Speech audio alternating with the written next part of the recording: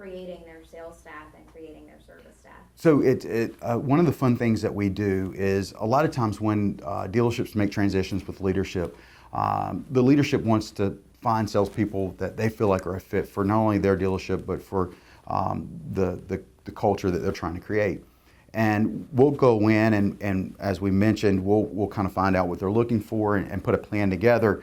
And we've seen a lot of success when we can come in, find out what the dealership's looking for, and then put those people in place.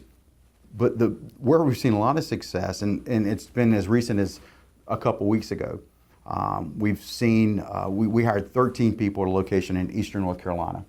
And I called them today, matter of fact, and I asked the general manager, I said, how are things going? How's the group doing? And he said, man, I don't know what you guys did, but every one of them are still here. Out of 13 people, all of them are still here.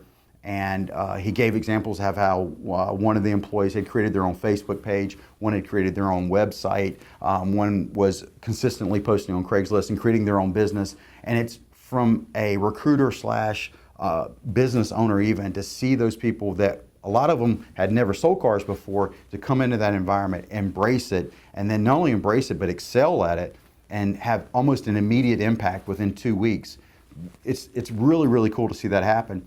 But it also develops business long term because then they see, the dealerships see, and we see the results of our fruits of our labor, so to speak. So we've had a lot of success, but it's because we've taken a long-term approach instead of the short-term approach. Yeah, so basically what it sounds like, a lot of the competition just puts warm bodies in a dealership.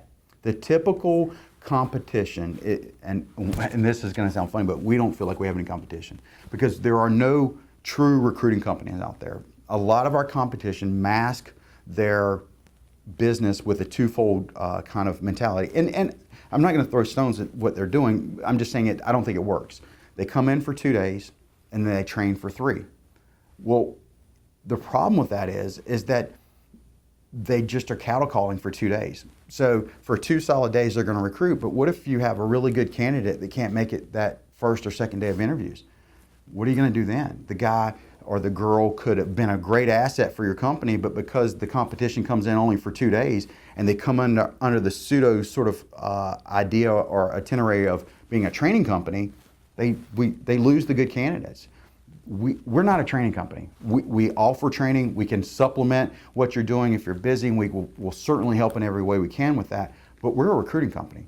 We focus on finding the right people for the right places, and that's our focus. We're not going to come under the guise of that we're going to come in, we're going to train, and everything's going to be great. We're going to build a recruiting plan just like you would build an advertising plan or an inventory plan. It's a steady flow of constant good inventory, good advertising, and then you mirror those or match those two things, with good people, because you can have all the inventory you want and all the advertising you want, but if nobody's taking care of your customers when they come in, it's a waste of both. So coming in as an outsider looking in, the competition is a training company, and that's what they say they are. We're a recruiting company. We're different because we do train and we'll help, but that's not our focus. Our focus is finding the right people. So how much involvement, if I were a dealer, how much of my time would be involved working with you? So that's one of our biggest assets that we can add to the dealership. The work that goes into recruiting, it seems really almost, the best example I can give is when you go to a restaurant and you order a really nice meal, and within 30 minutes, that fantastic 4-star dinner comes out. And you're like, man, this is awesome. And it only took 30 minutes. It took the guy 30 years to be able to create find the ingredients and create this plate and to build this sort of following that he's created for the meals he's creating. So what you just see the end result. There's a lot of work that goes into prior to all of that. And what we have found is that it takes about 10 candidates to apply to find one candidate that you will hire. So in a typical case where you may need 5, 6, 7, 8, 9, 10 people, that number seems really easy, right? You just need 6, 7 people, but it takes 60 to 70 candidates that we've got to go through. We've found through our numbers that only half of those people that we even schedule appointments with are going to show up. And we found out that only half of those are going to qualify for the position. So it takes a lot of work to get to that point. So what we do is we take that burden off the dealer of going through all those applications and all those resumes and sourcing them down and screening them down. And so your only involvement at this point is when they get to the dealership, just like if you're at that restaurant, your only job is to eat the steak. Your only job is to interview the candidate and make a decision, is that candidate the right one for your store? We have found that out of the 10 candidates we'll deliver to your door, you'll hire 7 of them, and 7 of those. And that's traditionally our numbers for the last 5-6 years. It's been somewhere between 70 and 80%. Our job is not to bring a bunch of people to your door that you're not going to hire. Our job is to bring the right candidates to your door that you will hire.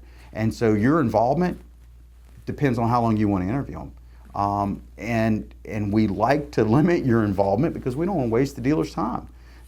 The more time the dealer's doing what we're supposed to be doing, then why are they paying us? So if we have a plan for you and we're there every other week, we'll schedule the day that you're going to be there. We're going to be there. We'll tell you how long we're going to be there. We're going to shorten that window because the candidates are going to be pre-qualified. We're going to have the resumes ready for you. We're going to have their pay plans explained to them. We're going to have their schedules explained to them. We're going to do the best job we can to explain their benefits that you have. And then we're going to do the very best job we can of making sure they understand the position they're getting ready to apply for. And when they come to you, they fill out their application. They know their pay plan, their benefits, their schedule. They know just about everything that they would normally ask you in an interview. So at that point, they're not asking you questions, you're asking them questions. They're not interviewing you, you're interviewing them. And in most cases, we can go through this process really quickly, within 2 to 3 hours each time we're there. So how does your sales recruiting differ from